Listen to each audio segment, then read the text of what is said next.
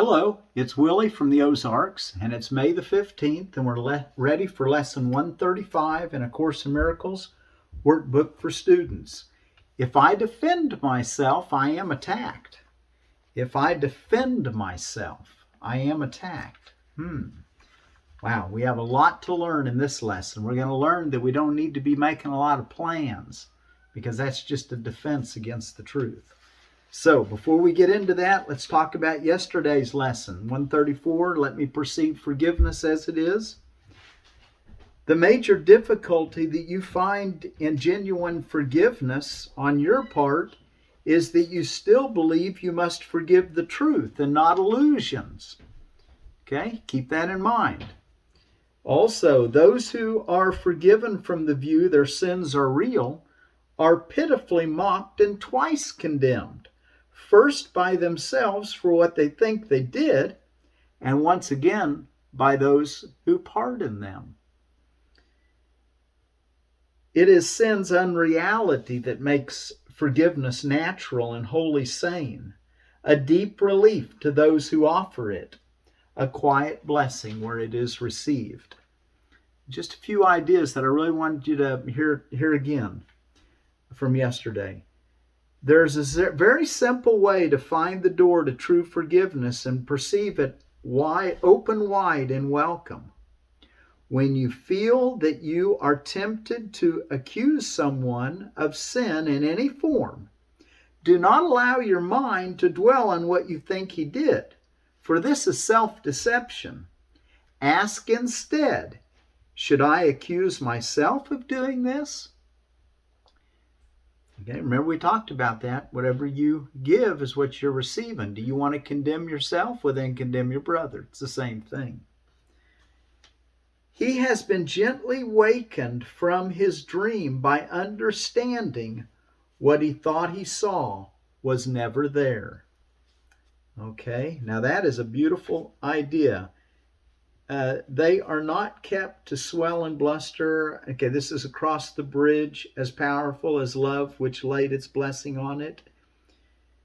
He has been gently wakened from his dream. When you practice forgiveness, you're awakening from your dream by understanding what he thought he saw was never there. Okay, isn't that I've been trying to get you to realize that these are dreams that we're dreaming when we feel like we're not in heaven, when we're in pain, when we're in sickness and suffering and we seem to see death. All that's the dream. But forgiveness is the way out. Let go of what's not real. That's forgiveness. Okay, let me that last one again. He has been gently wakened from his dream by understanding what he thought he saw was never there. Today we practice true forgiveness, that the time of joining be no more delayed, for we would meet with our reality in freedom and in peace. Our practicing becomes the footsteps lighting up the way for all our brothers who will follow us to the reality we share with them. Let me perceive forgiveness as it is. And the meditation we had yesterday, you chose one brother and you cataloged his sins, and be certain not to dwell on any one of them, because that'd be self-deception. But we're going to save the world from all ideas of sin by using his offenses. Did you briefly consider all the evil things you thought of him? Each time you asked yourself, would I condemn myself for doing this? This is what we wanted to do yesterday. Were you successful? Let him be freed from all the thoughts you had of sin in him.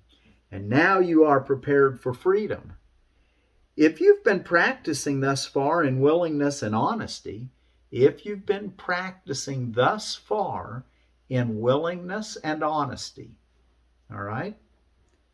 will begin to sense a lifting up, a lightening of weight across your chest, a deep and certain feeling of relief.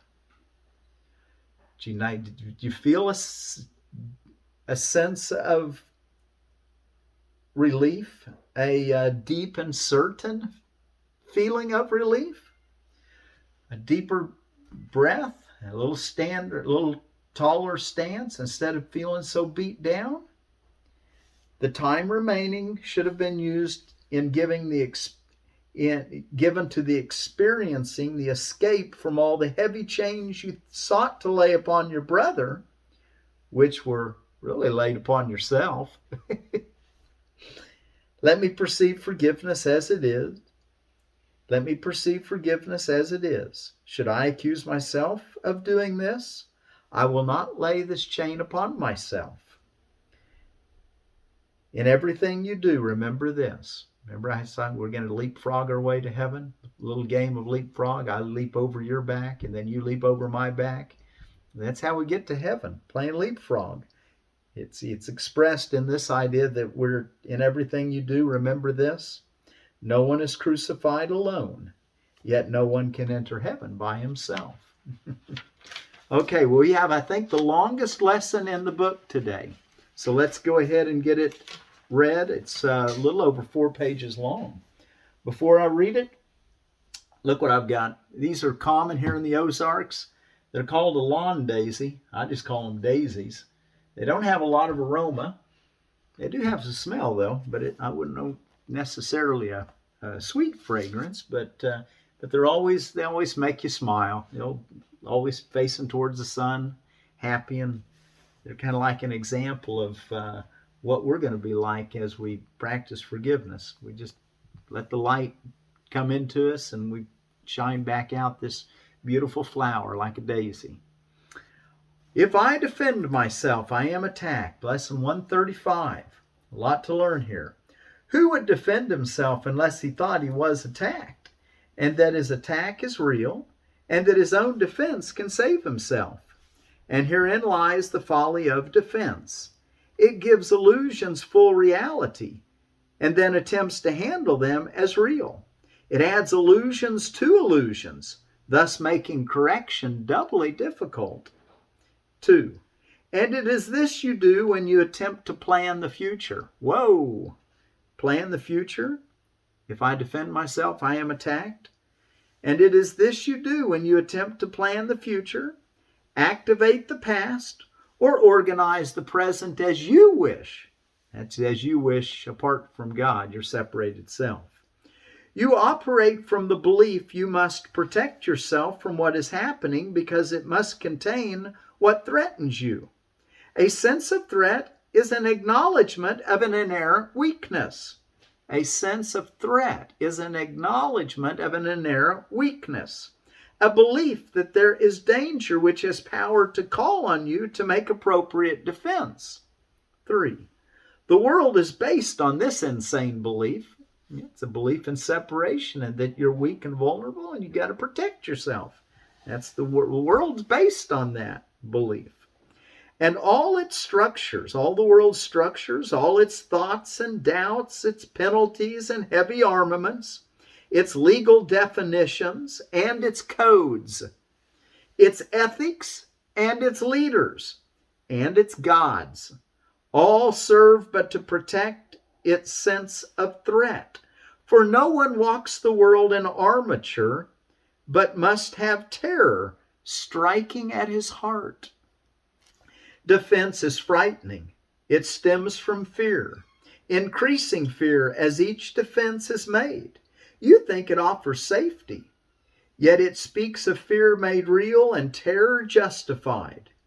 Is it not strange you do not pause to ask as you elaborate your plans and make your armor thicker and your locks more tight, what you defend and how and against what? Instead of making your defenses stronger, maybe you ought to just stop and say, now what am I trying to defend here anyway? And he's going to say, let us consider first what you defend. Paragraph 5. Let us consider first what you defend. It must be something that is very weak and easily assaulted. Okay. It must be something made easy prey, unable to protect itself, and needing your defense. What but the body has such frailty that constant care and watchful deep concern are needful to protect its little life. What but the body falters and must fail to serve the Son of God as worthy host? Okay, so it's the body that's so vulnerable. But remember, you're not the body. You're something way, way more. Body's more like your clothes you put on and take off rather than you. Paragraph 6. Yet it is not the body that can fear, nor be a thing of fear. It has no need, but those which you assign to it. It needs no complicated structures of defense. It needs no health-inducing medicine, no care, no concern at all. Defend its life, or give it gifts to make it beautiful, or walls to make it safe, and you but say your home is open to the thief of time, corruptible and crumbling, so unsafe it must be guarded with your very life. Paragraph 7. Is not this picture fearful? Can you be at peace with such a concept of your home? Yet what endowed the body with the right to serve you thus, except your own belief?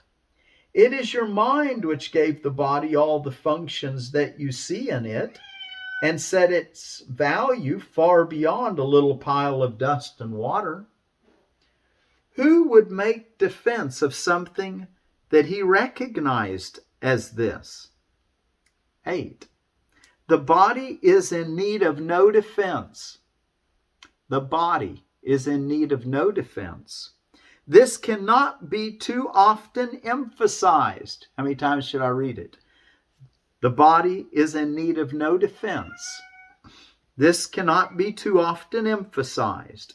It will be strong and healthy if the mind does not abuse it by assigning it to roles it cannot fill, to purposes beyond its scope, and to exalted aims which it cannot accomplish. Such attempts, ridiculous yet deeply cherished, are the sources for the many mad attacks you make upon it, for it seems to fail your hopes, your needs, your values, and your dreams. 9.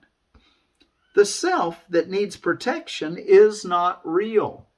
The self that needs protection is not real. That's the ego, the illusion. The body, valueless and hardly worth the least defense, need merely be perceived as quite apart from you, and it becomes a healthy, serviceable instrument through which the mind can operate until its usefulness is over. Who would want to keep it when its usefulness is done? Okay, so a body is apart from our true self, and it'll function perfectly for the mind who doesn't see itself as a body. It sees itself as mind. 10. And besides that, who would want to keep it when its usefulness is done?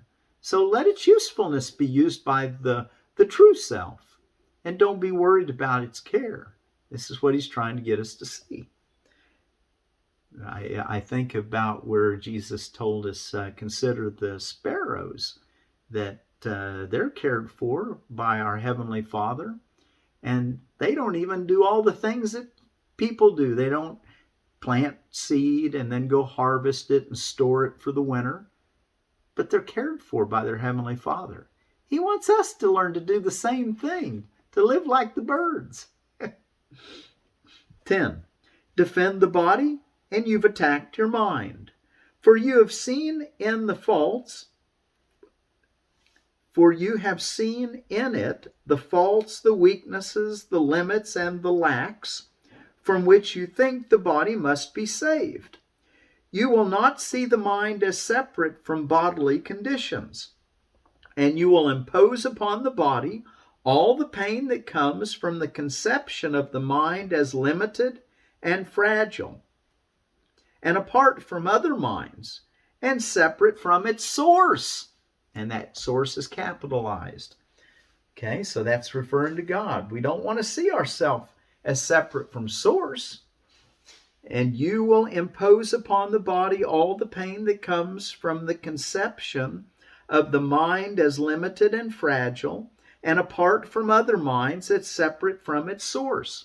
That is what makes the body sick and needs protection from, is this belief that you're separate in mind from your source and from each other. 11. These are the thoughts in need of healing, and the body will respond with health when they have been corrected and replaced with truth. This is the body's only real defense.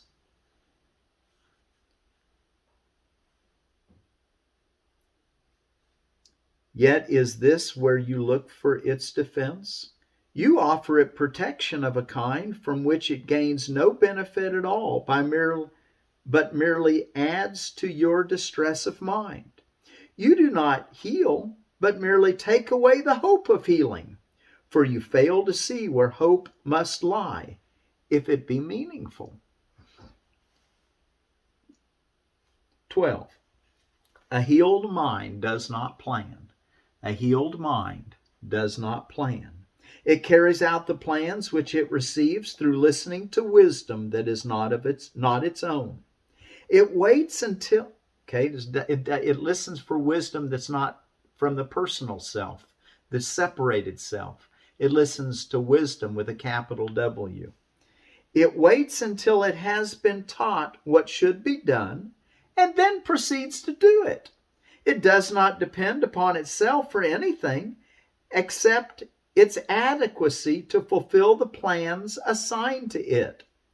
It is secure in certainty that obstacles cannot impede its progress to accomplishment of any goal which serves the greater plan established for the good of everyone.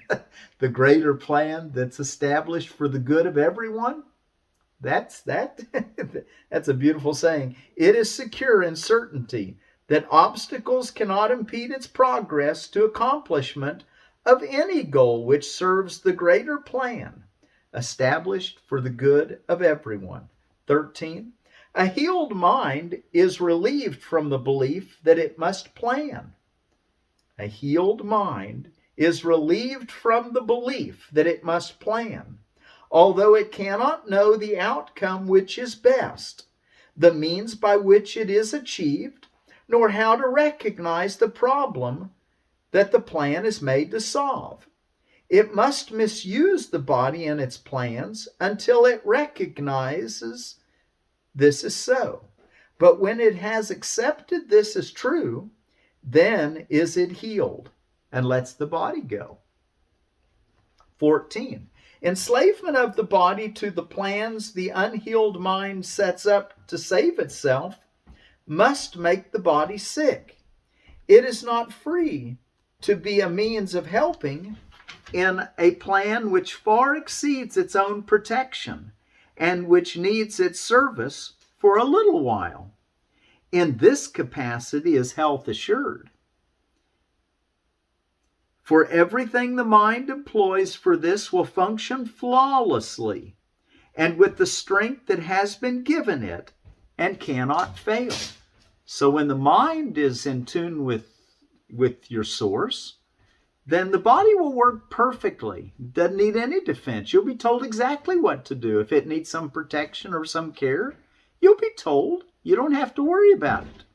What a wonderful freedom. No wonder we can stand tall and not feel so beat down and have a little sense of relief and breathe deeper. Paragraph 15. It is perhaps not easy to perceive that self-initiated plans are but defenses with the purpose all of them were made to realize. They are the means by which a frightened mind would undertake its own protection at the cost of truth. This is not difficult to realize in some forms which these self-deceptions take, for the denial of reality is very obvious, yet planning is not often recognized as a defense. Planning is not always often recognized as a defense. 16. The mind engaged in planning for itself is occupied in setting up control of future happenings. See, you're not in the present moment. Here now, you're not here now. You're worried about what's going to happen in the future, so you're trying to plan for that. It does not think that it will be provided for unless it makes its own provisions. Time becomes a future emphasis to be controlled by learning and experience obtained from past events and previous beliefs. It overlooks the present, and it rests on the idea the past has taught enough to let the mind direct its future course. Okay, you're looking into the past to try to determine how to navigate the future, but you're not in the present now.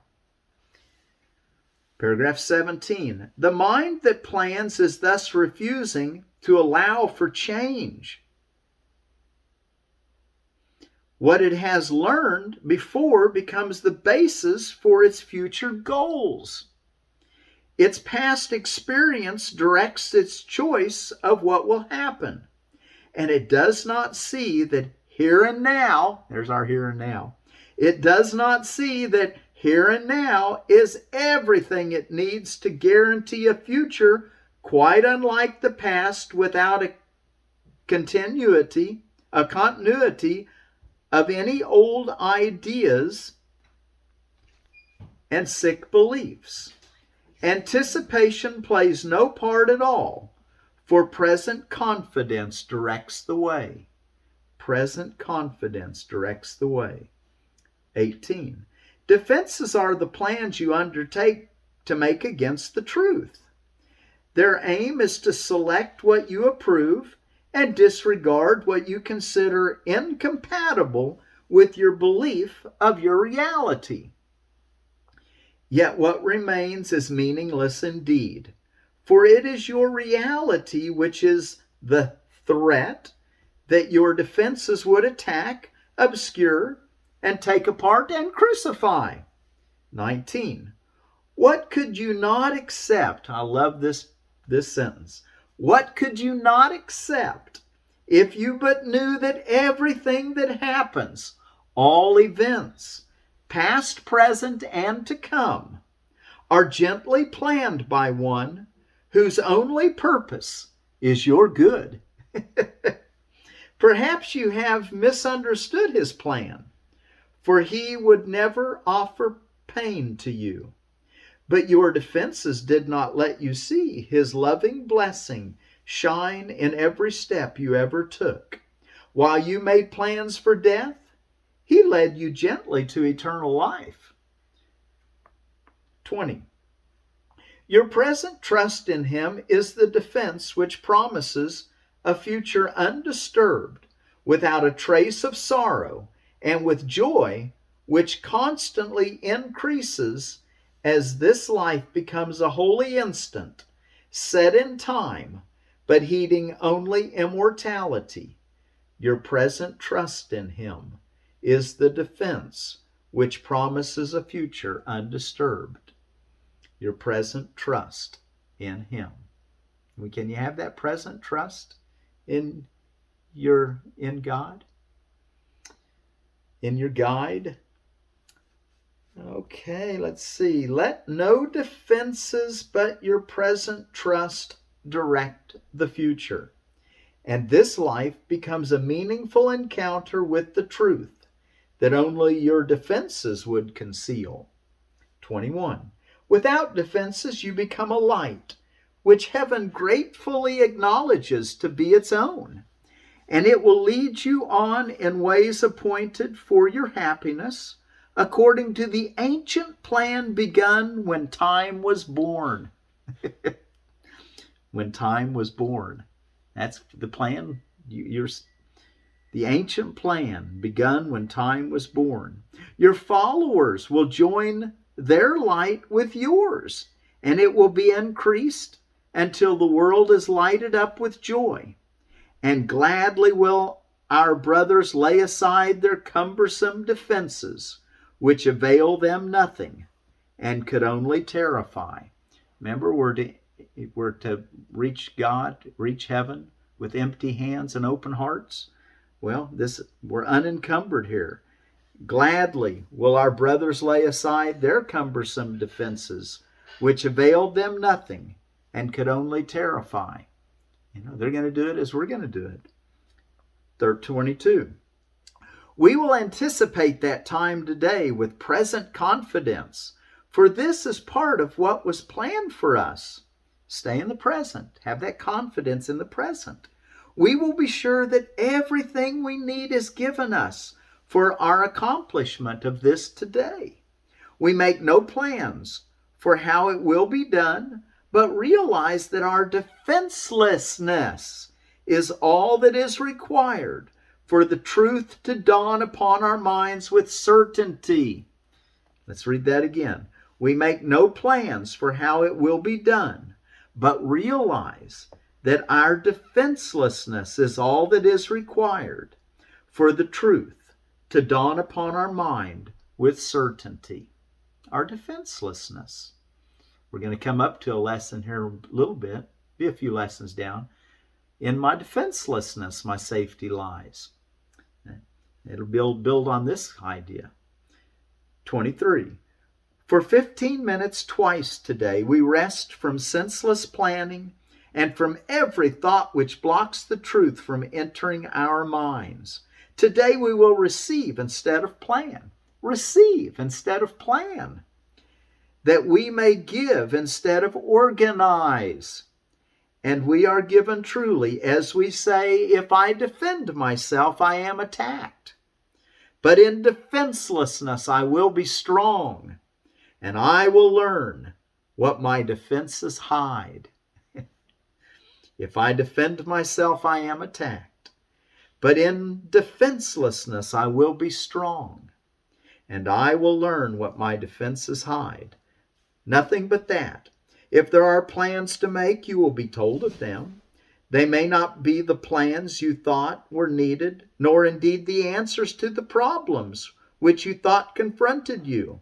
But they are answers to another kind of question which remains unanswered, yet in need of answering, until the answer comes to you at last. The answer is capitalized. The answer. God comes to you at last. 26. All your defenses have been aimed at not receiving what you will receive today. And in the light and joy of simple truth, you will but wonder why you ever thought that you must be defended from release. Heaven asks nothing. It is hell that makes extravagant demands for sacrifice. You give up nothing in these times today when undefended you present yourself to your Creator as you really are. Heaven asks nothing. 27. He has remembered you. Today we will remember Him. For this is Easter time in your salvation. We're going to rise from the dead. This is our Easter time. This concept, if I defend myself, I am attacked. And you rise again from what was seeming death and hopelessness. Now is the light of hope reborn in you. For now you come without defense to learn the part for you within the plan of God. What little plans or magical beliefs can still have value when you have received your function from the voice of God Himself. 28. Try not to shape this day as you believe would benefit you most. For you cannot conceive of all the happiness that comes to you without your planning. Learn today, and all the world will take this giant stride and celebrate your Easter time with you, this giant stride of awakening. Throughout the day, as foolish little things appear to raise defensiveness in you and tempt you to engage in weaving plans, remind yourself this is a special day for learning, and acknowledge it with this. This is my Easter time, and I would keep it holy. I will not defend myself, because the Son of God needs no defense against the truth of his reality. This is my Easter time, and I would keep it holy. I will not defend myself, because the Son of God needs no defense against the truth of his reality. If I defend myself, I am attacked.